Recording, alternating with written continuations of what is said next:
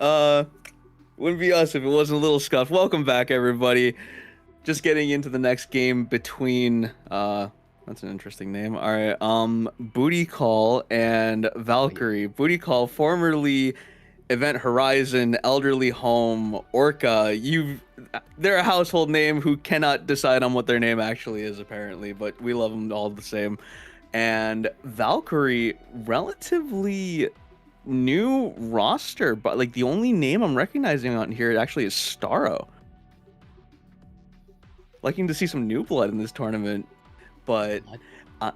very excited to see what Orca or I'm just gonna go Elderly Home because they made me suffer through that all last tournament. What do we think Elderly Home is bringing to the table this tournament? Inferno from MDB. Boom, done. Done and dusted. Damn, got No, it. one got him. No, I think one thing too is when you mentioned that in terms of the team comp going through here, and he said booty call, I was like, who's on wait, booty call? What's that? And then I looked into it and I'm like, oh wait. And then you mentioned how their previous names going through here. I do hope to see how they perform out. I mean, these are a lot of remnant players coming through here, but they've been. I mean, do I just not say that they're not OGs? Like they've been here since the beginning. I think in terms of it's since the first test. So parts that come down to it is just the experience threshold. Though from my last round coming in from a 2-2-0 position, curious in seeing how our first round selection on the randomized maps come through as it heads up. So if we end up having that to be the case, I mean, we're still gonna have to work with the RNG.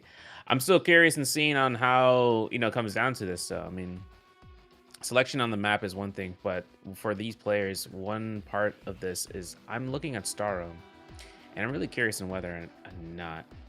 I feel like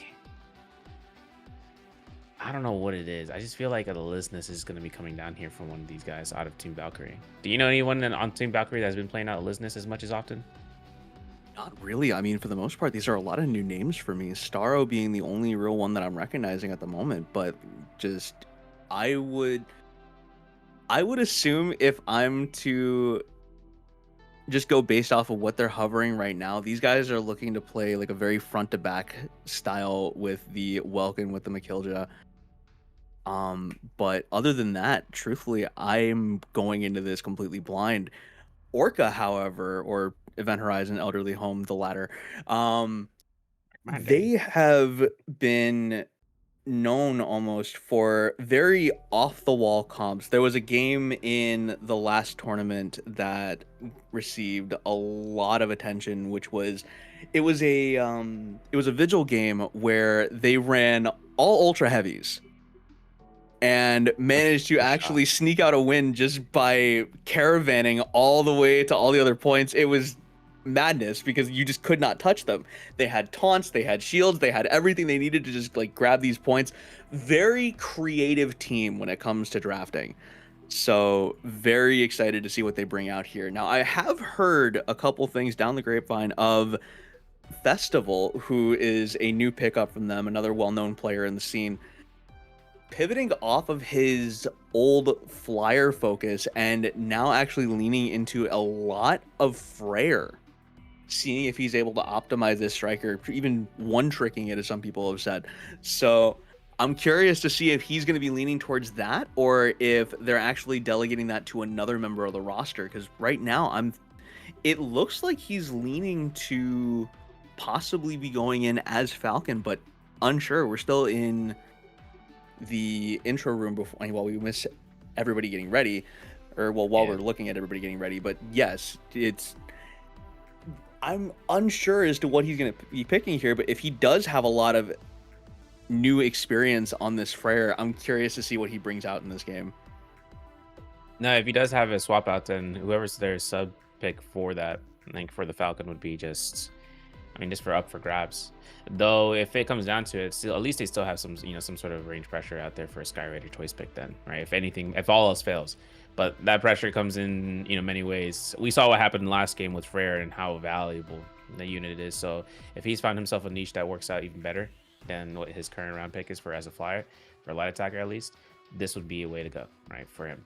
Then having this coming through we should have everyone decided, upon being ready here in a moment. But another thing I'm kind of curious about is just kind of seeing where the balancing has been, been going through. You said a caravan. I'm thinking of like a giant tortoise. If they were fighting out individual and just go moving down the center lane from going from that whole entire hallway, and they end up just getting past that.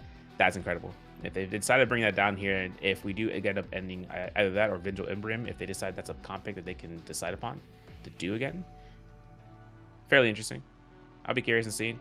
Though, if we end up going through with a team deathmatch, we go for Babylon Sky Fortress, or if we're going through with the, just any of those in terms of best out of threes, that would be a way to go and seeing how they would go opt in for all in. But more to see. Though I am, it's kind of funny. If all else fails, you just realize the only mech that's been kind of been prevalent since the beginning of the game has always been Welkin. I feel like he's always in there, but He's never. just such a good defensive unit. Like just Yeah, man. the all the tools that he provides, box, frontal shield, just this insane pressure and ability to lock down a point as you're trying to capitalize on any objectives that you're looking to get. Like it's so strong. Mm-hmm. Same with Inferno too. I mean, Inferno's coming down to being just optimal on energy, savored, energy damage taken. Like, he just goes straight through you and turns you down, especially for the ultra heavies. But then there's been so many more like to come through. So if he gets pocketed out from the teams, I mean, that's just it, for Inferno. But that's this thing. His survivability, his energy gain just pulls him out of a fight, pulls him right back in if he needs to. Well, it looks like we're just getting ready, so going to be going into game in just a moment. Now, only thing I can think of here, let's see it. Oh, wait a minute. And the map is Babylon Sky Fortress. So early Boom, TDM. boom, boom, boom, boom. It's all coming back. I'll stop. No, you're good. You're good. You're good.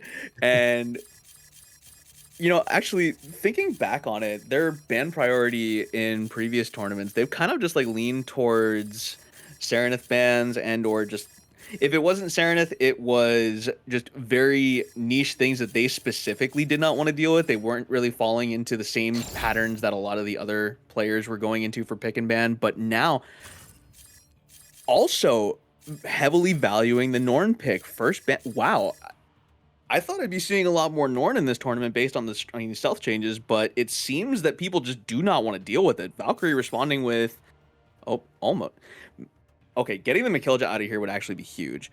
That striker is such a good pick tool. You're able to just really crack open different compositions with that. Use the jar, just get them out of the way, set them up for the rest of your team, and just dive on one target. It's so strong. And removing that Valkyrie, very smart decision.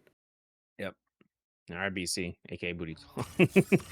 Gotta see what these choice picks comes down here. So bringing this in here, going to sellers coming through from Festival, opting in to be the only one of the first two. A Listeners on Steel Haze. So this is going to be that double melee, setter upper. So I want to see what they're going to be coming through here. Just going to be bringing out the Inferno with MDB, of course, right? We've seen that before. See, switching out from the Listening stuff to Frere. You forgot how much, you forgot how big that unit is going to be there. But bringing it down here, final picks might be somewhere between Sellers, Panaka, Falcon. I lied. Sellers, Lumine, Falcon, Aquila, Inferno, Frere. So for BootyCall, Valkyrie going to bring out the Welkin Inferno, right? So lockdown McGee, if they can get one person, one unit to be in there, which makes me curious. You think if it comes down to it, Valkyrie would want to get their Welkin to the sky, right? So try to find one of the flyers, such as the Falcon or even the Aquila in flight mode, and just pull him down, right? Not even pelt him, pull him down, because Frere is going to be right there, one step ahead. I feel like from Team Valkyrie, pulling him down. It's a dangerous position. It is very dangerous so position because you've got he gets pelted down for it. I mean, yeah, that's true, but you've also got to worry about the Welkin diving up and immediately getting caught by an Aquila, Inferno, Frere, like Falcon. Like there's so much that could possibly take that Welkin out of the sky, and with how costly Welkin is in terms of energy economy, it could provide useful, but unless they're going for like happiness, trying to just see if they can really pressure that Aquila alongside maybe just like, as you said, fire from Starro, fire from Sentient, see if they're able to just try and take that target out in an instant. You're really putting your Welkin on the chopping block if you try and go for a play like that with, I mean, if you are not as coordinated as we're expecting, but we will just have to see as now we're getting into the game. both teams looking to set up on this middle point. Valkyrie taking a early box, as now it looks like the rest of BootyCall is fanning out and just looking for an opportunity here.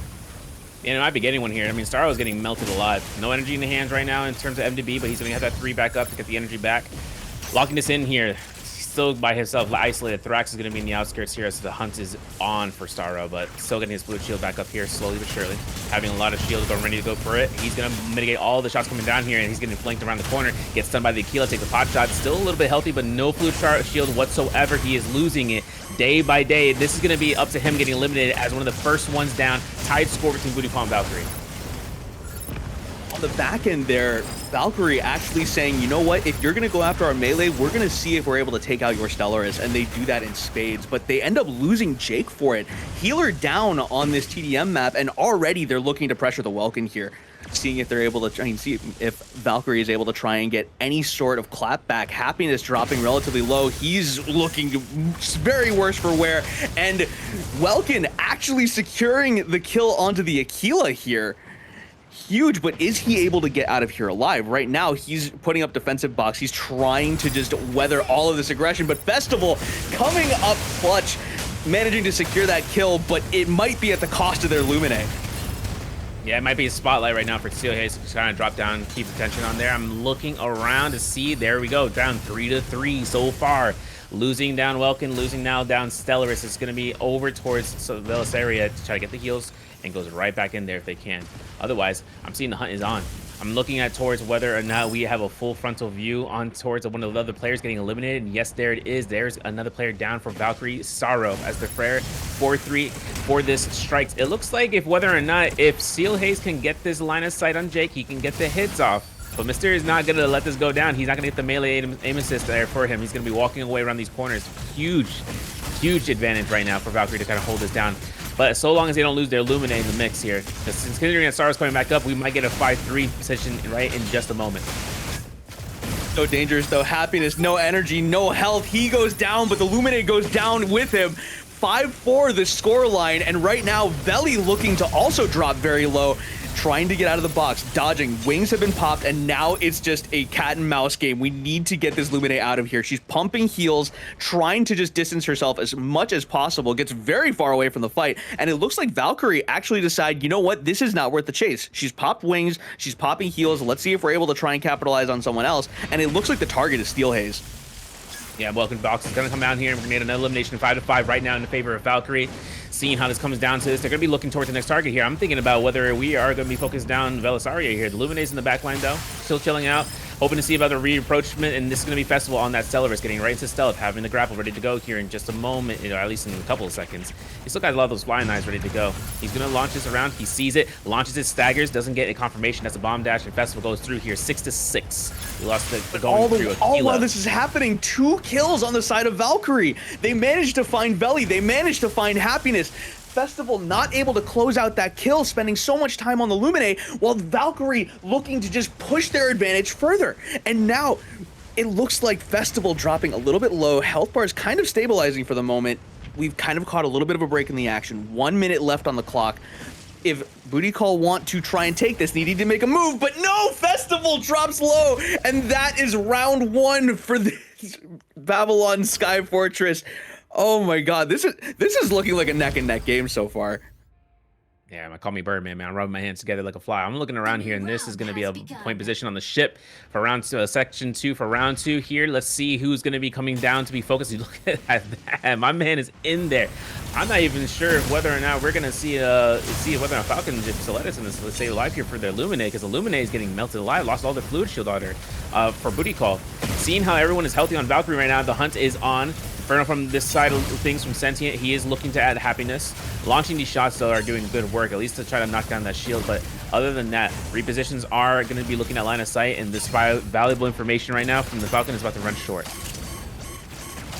And right now, it's just a matter of, oh my goodness, before I could even say anything, they find the kill onto Happiness. 1 kill on the board for Valkyrie, and now Falcon on the side of Valkyrie trying to just get out of dodge, but no, MDB finding the clapback. Veli trying to just Veli has been running around this entire map since the game started. She started in tunnels, worked her way all the way around the corner of the map. This has been a full circle around this map. This Lumi has not really been able to try and do any sort of triage for the rest of her team. She's just been kept out of the game, effectively turning this into a 5v5. But now the opposing Lumine in Mr. Jake looking to come under fire, trying to just pump a little bit of heals into himself, loses the rest of his fluid, and now MDB also dropping low, looking to see if he can actually try and find an angle onto the the Welkin here, and just looks to back off. But Steelhaze finding a kill on the back end. Freyr on Freyr violence as we now come back to MDB, who is dodging for his life. He is taking energy damage, he is taking ballistic damage, and now he's trying to just hide on the top of the ship, see if he's able to just break a little bit of the tension. But he throws Festival to the wolves for it as Festival falls, but Happiness finds the clapback onto Welkin, and now 3-2 the scoreline. This could be anybody's game. Really can. I mean, I'm looking at Happiness right now, getting locked down here, so they kill it in the tunnels, now having a lot of space to work with, and this could be a potential elimination, but he just jukes their toes, and that's gonna be it. Getting caught into a 4-2 situation. We lost Sensei in here, but MDB is still alive. Honestly, still keeping himself postured with the energy refresh, but we are looking at this at a 4-3 situation. Just losing the Inferno as Sensei goes down. Falcon plays coming out here from Ron, and I'm pretty sure this is gonna be coming down to a 5-3. There it is. Elimination gets Starro in the back line. Still seeing about whether or not these guys are putting into the corner. They can get a person to lock onto. The Welkin gets the Q, beautifully done to kind of push himself out there for another just lockdown, but there's no pressure from Valkyrie so far this round. Even after the first round of the even matchup, we're still seeing this as a close tie in the next 2 minutes. It's very close, but the fact that they were able to lose 2 members and not completely just start a domino effect here with the rest of their members falling, Valkyrie holding strong, trying to just keep their leg in this race as the Welkin dropping so low, but they managed to kill Happiness beforehand. Welkin staying alive, falling back to the safety of his team, re-engaging into the face of BootyCall as now defensive box comes down. He manages to find one, but Veli losing a little bit of shields. The Welkin dropping faster and Starro dropping further. Steelhaze finding another kill onto his opposite member. This Freyr on Freyr action has been insane. And now with the Welkin falling 7 kills to 5, 8 kills, we are now going to round 3, 1-1. Oh my god, the carnage in that small corner there, just all that pressure, all those abilities being thrown in such a tight space. I'm surprised that they were able to weather that as much as they were, but my god, very dangerous situation. Yeah, I mean, this is going to be the last point right now. This is all for nothing right now for the first hits. If they can get it, Soleto's looking to try to get these launches, hitting Starro down with these pellet shots. If the missiles can connect, that would be a lot of damage. No, it's not going to be a lot more than what we were thinking. That's going to be a lot of terrain diff moments. As for Heisker for their Welcome, this is going to be a stun. Perfect execution right now to look to lock him down. And as much as he comes through, he's still going to get sustained out, but there's not enough of the heals to come around the house. This is going to be down for Welcome. 1 kill elimination. BootyCall's favor. We know there's going to be Sensei looking for the one, trying to get a launch off of the stealthy. He knows that the Celeris is around there, just hanging around. But for anything coming down, at least to see what his opponent is, this is actually nothing less than, for whether or not they're Skyraider with Thrax to kind of come in here to kind of create a show.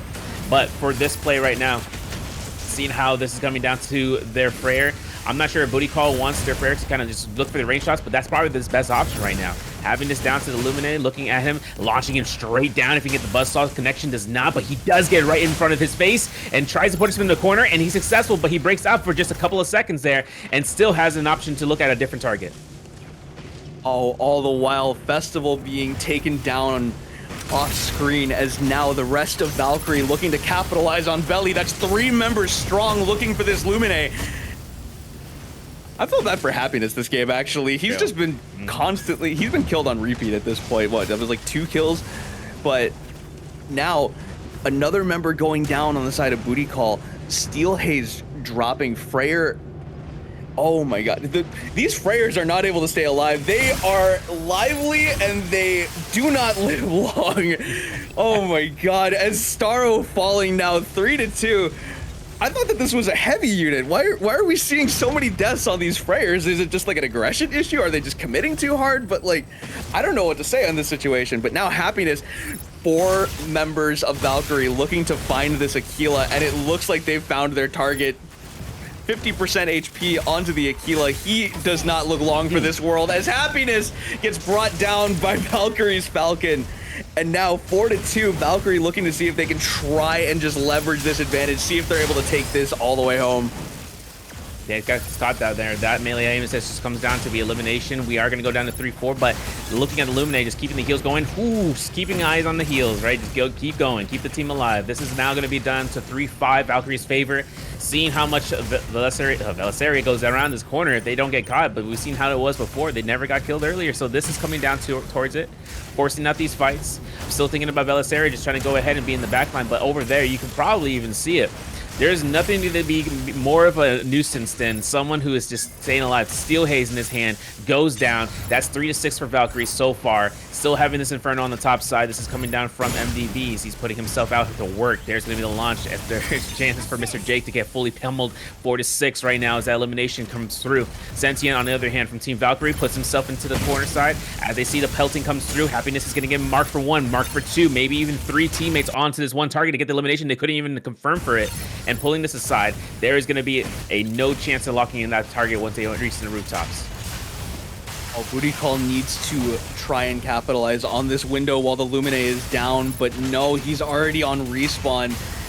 They had their window. They find Sentient. They're able to at least turn it into a 6v5 for the time being. But even with all of this pressure, they weren't able to close out on these kills. Finally, we're starting to see some more kills come in on the side of BootyCall. The Falcon falling, and now with a 2-man advantage, they need to press now.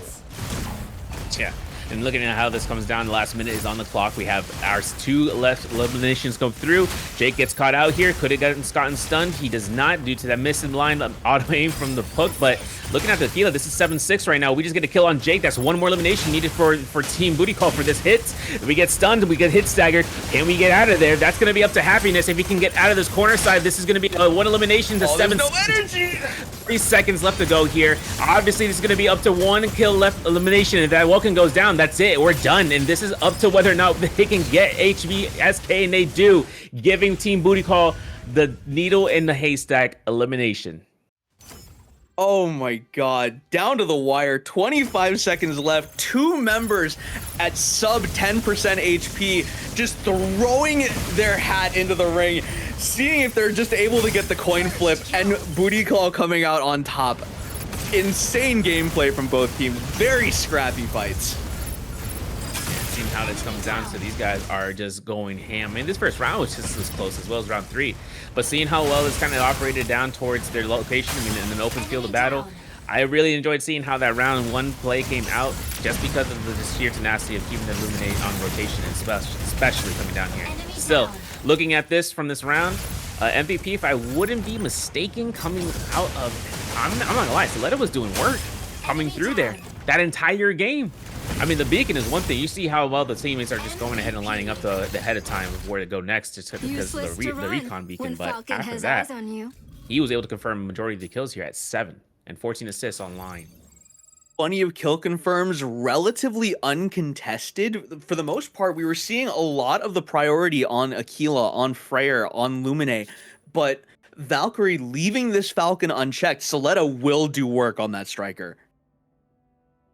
Jeez, and looking at the round of damage coming on there, man. Not even 433. Jeez. You know, I am very impressed though. Valkyrie, relatively new name, but just playing, definitely punching upwards in terms of their, I guess, just their skill in this game, being able to challenge the old guard like this and bring it to a game 3 in a Babylon setting. That's huge. So now with map selection, let's see what they decide to go for. See if they have any specific picks in their back pocket to try and force anything out of Orca, out of BootyCall. I'm still not able to get past that name. That's so wild. I cannot believe you guys did that. One season only. One season only. The copyright runs out on each one for like each season. They have to get a new name each one. I love that. Sorry, a rapper sent us a cease and desist letter. We're gonna have to change our name. I'm like, okay, Not again. not again. Dang, elderly home. Not again. Couldn't be us. Nah, but this is gonna be a good spotlight right now. You's looking at these guys like, yo, clap your hands. It's time. Valkyrie though has this map selection to hope to see. I'm hoping to see if they end up going through with something more along the lines. Seeing how Valkyrie has been performing though, they were coming down hard, in terms of that first round to coming through.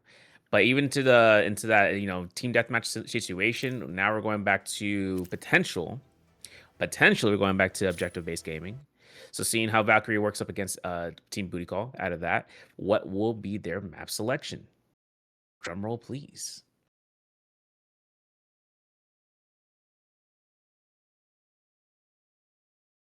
Yeah, they're thinking about it. They're contemplating about it. They're like, There's so many neurons firing hmm. in the brains of Valkyrie right now. They're like, okay, hold on, 5D chess.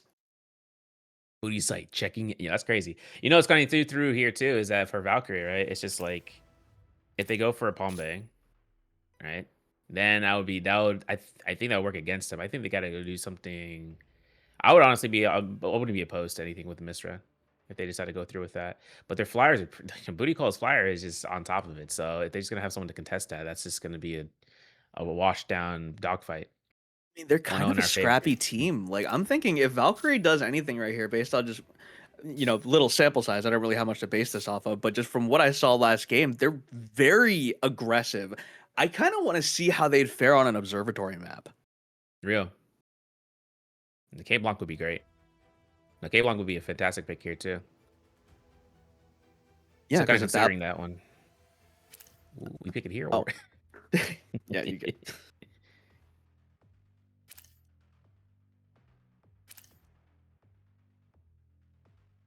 It's all good, but yeah, I mean, they don't really seem to have much focus on flyers. Like, barring Mm, Aquila, which is a little bit easier to grab, it seems like they would need to rely heavily on, I guess, their Freyr and Inferno to try and just put a little bit more pressure. But at that point, I'm worried about their side cap potential.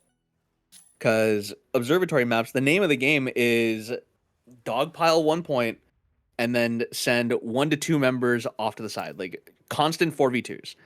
So in that type of setting, do we think Valkyrie has what it takes to be able to try and contest BootyCall in this situation? I don't know because they're going into Aya Misra, man. This is a really, really good. Yeah, this is a point that they're going through, but we might get a sub going on.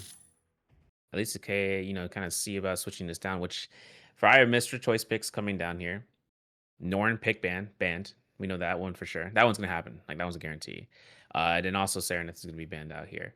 It's kind of taking the opportunity to see if they even decide upon pilling. I don't even think does Misra have value for Makilja? Yes or no? Yes. Okay. Because Mainly one because thing it's that you are point able B, to right? do, you are able to grab your allies. So Yes. let's say you're on point B and you recognize, hey, they grabbed the point and they're like low on energy or something to that effect. You want to just like give them enough tools to be able to get to the drop off point as fast as possible. The Makilja can just grab the key carrier and run. You send Lance, you end up just like spending all of your energy, and then you let them go, and then they have all of their tools to be able to get to the drop off. Yeesh. Yeah, they can build that cooldown, any escape or even their energy cooldown to come through there. They should be able to. Like I But think we it's a don't have. strong. Oh, go ahead. Yeah, go ahead. No, you. No, you. No, please, you. I insist. INSIST. Did I spell that right? I don't know. I'm not spell check, but like, but no, like it's such a good striker to open up this pick potential, and I think that combined with the multifaceted uses you could do on Mizra, you can play the defensive game, you can play the effectively like not caravan, but more so just taxi over to the Yeah. drop off point. Like it's just there's so many uses for that striker here. I would be surprised if it's not at least a contemplation for a ban. Like I believe it is 100% worth one, but we will see what the teams think. For real. The referee is going to go through and change this. I know this isn't the setting. I know where it is. It's going to be coming down here, though, where if we end up going in for this line of sight, though, I do want to know if we're going to go off, like, this is just this is all speculation at this point for what I'm going to say. For C point, right, to kind of look into seeing if they decide to, how heavy do they want to kind of put that one as a stop. Some teams have been taking the backline spawns, like if they decide to go through and they drop right behind them to try to get their flank on. But like we said from before, and also players and even the guys in the chat, I see you chatters. One thing about the